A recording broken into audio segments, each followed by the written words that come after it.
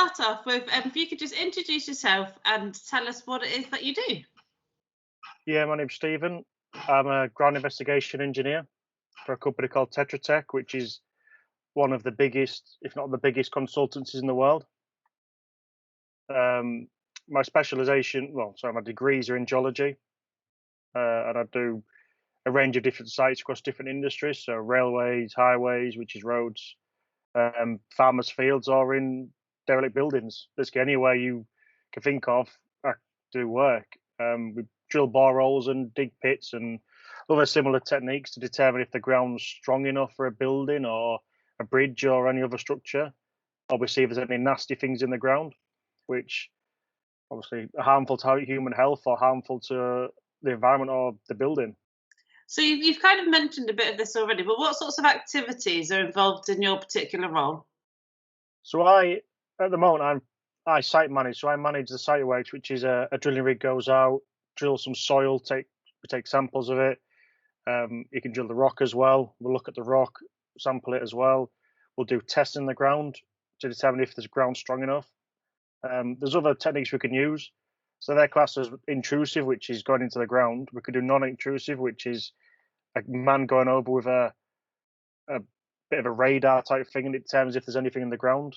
It can also determine the strength by different methods, like say a basic method is a plate which has some reader on it. You hit it with a hammer and it determines if the ground's strong. There's the full range of things that we cover. We've also covered archaeological works as well, so determine if there's any historical things in the ground. I've even looked at drains before. I don't know why I've done that. Brilliant. And how did you get into your job role? I did a degree at university for geology, and then because I hit the really bad recession a number of years ago, I went and did another degree, which is environmental geology.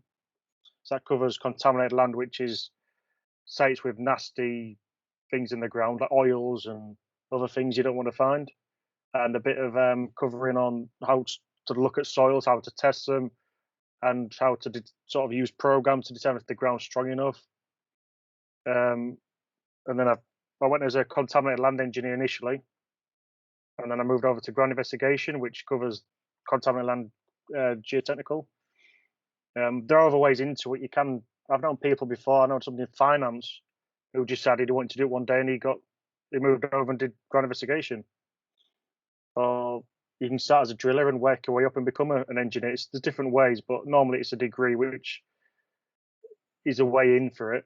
It's just basically sort of an understanding that you understand what different rocks are, the sort of strength of them, how to identify them, how to look at soils and determine soil characteristics and what's in them. So what sorts of subjects and qualifications did you study at school? I'm guessing science would be one of them. Well, yeah, to be honest, at school I wanted to be an archaeologist. So at A level I didn't have much choice to be honest at A level. It was the three sciences, history, and all the other sort of subjects that you have to do as mandatory. And maths was a big, strong one for me because maths is although I don't do much maths at the moment, it's always going to be part of my job, as part of most jobs, to be honest. And then at A level, I spoke to my history teacher, or one of the history teachers, and she said, "Why don't you go and do an A level in geology at another school? As we'll pay for your coach or bus fare and things, and we'll get you there and do the course, come back." So I did that, and after about 2 years of doing geology at A level, I decided this is what I wanted to do the rest of my life. And that's when I looked at doing a degree in geology, mainly because the money was better than archaeology, which everybody in archaeology agrees. Also, for me, geology covers archaeology as well. It also covers biology, physics, chemistry. So I mean, geology to me is the one subject that covers all three sciences. So you look at for biology, you look at prehistoric life, look at dinosaurs, you look at creatures even older than that. You have to look at how the bodies were, what sort of things you can look at in the clues and fossils as to how they were made up and how they lived. Chemistry, everything's made of chemistry. Every rock has got a chemical structure. All the minerals have. And for I look at chemicals as well as part of my job. And for physics, well, physics is the ground, to be honest, and obviously the force used. So all three sciences covered it. But yeah, for A level, I did history because I went through history at the time, geography, and geology. Brilliant. What sorts of training do you have now you're in the role to develop your role? Oh, depends on what project it is, but any kind of training I request, I'm allowed to have. At the moment, it's more site safety training because safety is paramount on sites. I've I've got rail training, first aid training in case anybody on site injures themselves. I'm doing project management training at the moment, so I can look at a project, look at the money coming in, how much we spent, and then I claim the money back from our client, person who's paying the bill. I've known people who've done training in. I've got somebody who's going to do a degree while he's working on geotechnical engineering. Um, Other training will be, I don't know, some people do soil logging courses because they're not as good at geology as other people. You can do go to you can become a chartered engineer, which is somebody who's classed as one of the best. They go to a lot of meetings, presentations, and sometimes they present their own training. Brilliant. And what sorts of personal qualities do you think helped you to be successful at this role? Team working is the main one because if you can't work as part of a team, then you're not going to get the results at the end. Um, Being able to work to deadlines, continually training yourselves and developing. So every project that I went out on, I was learning. So that for the next project, I knew better. Basically, you learn from your mistakes. Never be. I never. I'm one of these people who I'm never scared to ask a question because if I don't know the answer, then I should ask the question to find out instead of causing a mistake and then having issues later.